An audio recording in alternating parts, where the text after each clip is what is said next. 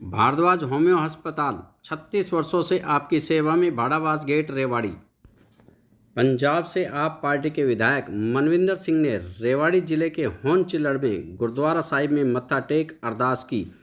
आप उन्हीं की ज़बानी सुनेंगे 1984 के कत्ले आम की कहानी। इस अवसर पर आप नेता अभिषेक झाम व ओम प्रकाश गुप्ता ने उनका स्वागत किया। इन तस्वीरों में आप देख रहे हैं विधायक मनविंदर सिंह गुरुद्वारा साहिब में पाठ कर रहे हैं व प्रसाद का वितरण भी किया गया। हाथ लगाओ, हाथ लगाओ। वैसे आप याद लगाओ। सच नानक होते भी सच, सोचा सोचना हो गई जे सोची लखवार, चुपे चुप ना हो गई जे लाए रहा लगातार।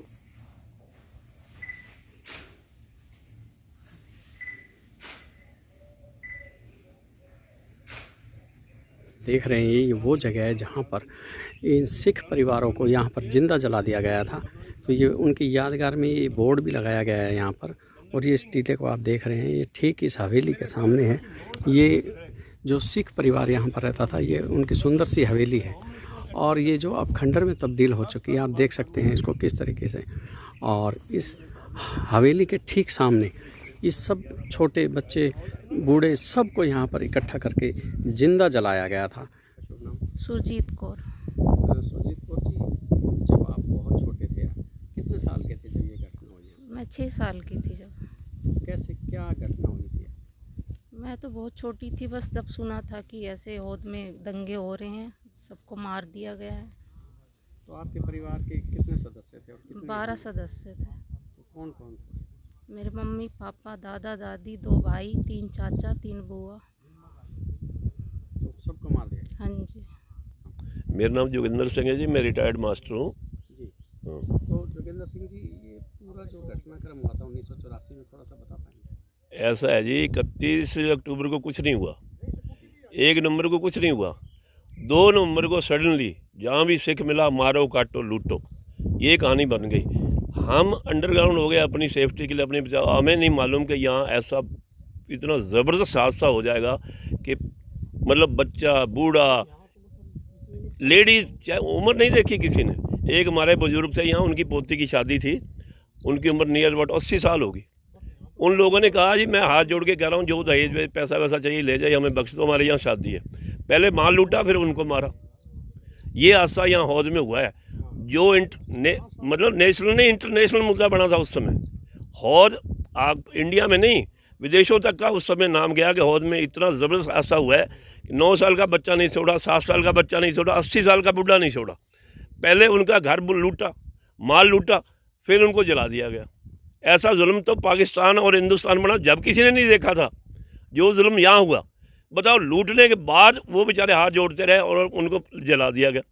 ऐसा कभी आपने जीवन में देखा है? लेकिन यहाँ हुआ। ये बच्ची गवाह है। ये इसलिए बच गई कि ये हमारी भांजी हमारे पास पढ़ रही थी, इसको वहाँ पढ़ाई के लिए छोड़ दिया गया। और इसका हाल 10 साल तक सदमे में रही बेचारी। ईश्वर ने कहाँ कहाँ धक्के खिलाए, बहुत हम तरले कर करके इसको ठीक कर पाए। वो एक हादसा दिमाग में जब बैठ गया, मेरे 13 बंदे एक ही परिवार के शहीद हो जाएं, बताओ उस बच्ची पर या हम पर क्या बीती होगी।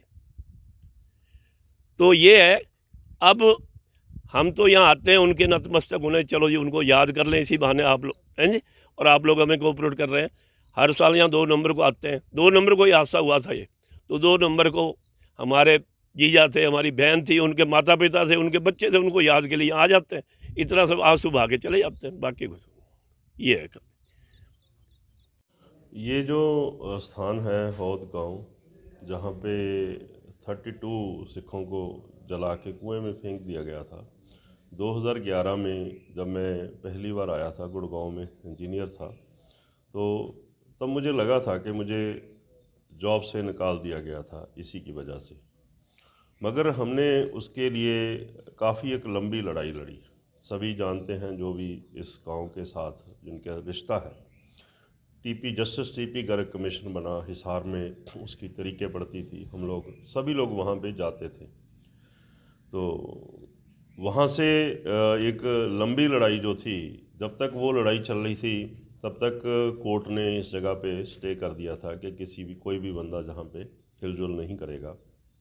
तो कोर्ट ने 2017 में सबको जो था वो एक मुआवजा दिया 10 करोड़ 10.5 करोड़ रुपये का, और गुड़गांव पटौदी के वारसों को 12 करोड़ रुपये का। इस तरीके से ये जो लड़ाई थी, आज वो दोषी 4 अफसरों के खिलाफ भी मानजोग पंजाब हरियाणा हाई कोर्ट में अभी भी वो जो है पेंडिंग है, जिसमें से SP Satinder Kumar, DSP रामबच, SI Ram Kishore ते राम कुमार, उसके खिलाफ अभी भी जो लड़ाई है वो बंद नहीं हुई, वो अभी भी लड़ाई चल रही है। आज हमारा यहाँ इस पवित्र स्थान पे आने का तात्पर्य ये था कि जैसे हमने यहाँ से शुरू की थी लड़ाई, तब हमारे जब नौकरी छूट गई, सब कुछ हो गया, घर में चोरी हो गई, काफ़ी कुछ हुआ, जेल में भी गया, तो एक ऐसे लग रहा था कि पता नहीं क्या हो रहा है, क्या हो जाएगा। मगर उस भगवान ने, उसके घर में देर है अंधेर नहीं, आज उस भगवान ने यहीं, मैं तो समझता हूँ कि यहीं की शक्ति ने मुझे आज अपने पंजाब से MLA बनाया है, और इसी का प्रताप है आज हम इस पवित्र स्थान पे अपने साथियों के साथ माथा टेकने आए हैं। आज सिर्फ हमारा इतना ही मकसद था कि इस पवित्र स्थान पे आके हम अपनी पाठ पूजा करें और इस जहाँ की धरती को नतमस्तक हों, जहाँ से मुझे प्रेरणा मिली कि लोगों के लिए कैसे लड़ना है। हाँ, काफ़ी यहाँ पे मैं देख रहा हूँ कि बहुत कुछ होने वाला है।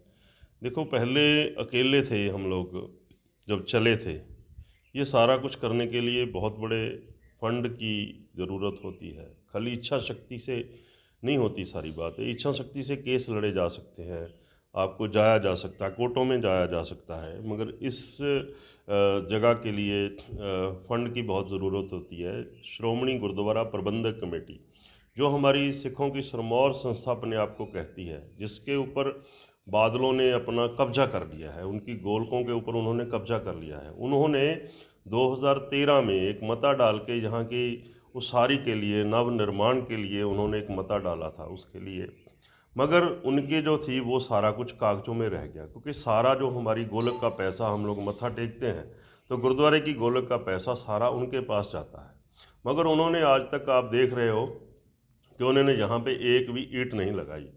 और आने वाले समय में जैसे अभी भगवान ने हमें ताकत दी है, तो हम लोग आज यहाँ से प्रण करते हैं और भगवान के चरणों से ही मांगते हैं कि भगवान हमें ये काम को भी आगे करने की शक्ति दे, ताकि हम इस जगह को, एक पवित्र स्थान है, मैं तो इसको एक मक्का कहता हूँ, इस पवित्र स्थान ने मुझे बहुत कुछ दिया है, और इस पवित्र स्थान पे जो भी श्रद्धा से आए तो मुझे लगता है कि उसकी मनोकामना, हर मनोकामना उसकी पूरी होगी।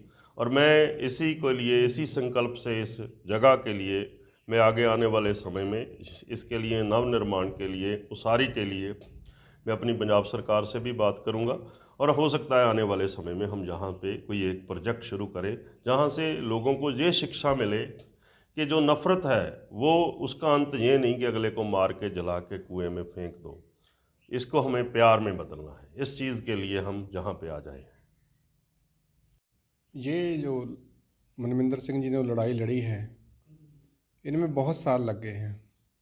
जब ये शुरू की गई थी तब हम इनके साथ यहाँ पे आए थे, उस समय जहाँ पे अखंड पाठ प्रकाश हुआ, अखंड पाठ का भोग पड़ा, तब से ये लड़ाई लड़ रहे हैं। और इनकी मेहनत के सदका ही इन परिवारों को जो है आज न्याय से न्याय मिला, न्याय कोर्ट से न्याय मिला, और बहुत अच्छी मुआवजा राशि जो है उनके परिवारों को इन्होंने दिलाई। उसके साथ साथ पटौदी और गुड़गांव के परिवारों को भी जो इन्होंने लड़ाई लड़के उसका फ़ायदा दिलाया है। लेकिन ये जो बड़ा काम है, इस जगह को संभालने का काम है, ये सरकारों का काम है या बड़ी संस्थाओं का काम है।